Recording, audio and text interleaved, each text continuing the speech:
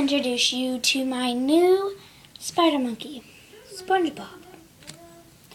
So, that is SpongeBob, and what I wanted to do on this video was I wanted you to introduce SpongeBob and welcome him to his new house. And so, I'm trying to think of what to do on this video, but I'll show you all mine again. Liv Jr., Marco, Polo, Jelly, Peanut Butter, Bobby Joe Jr., and Bobby Joe, and SpongeBob.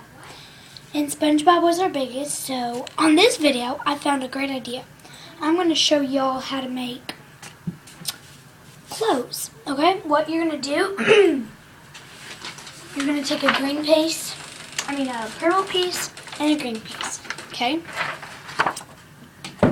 What you're going to do is you're going to take some scissors. You're going to cut out a square.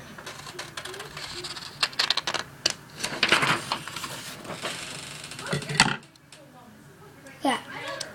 And you're going to see that, so you're going to cut out a tiny circle. You just size them, and then you cut out that same shape.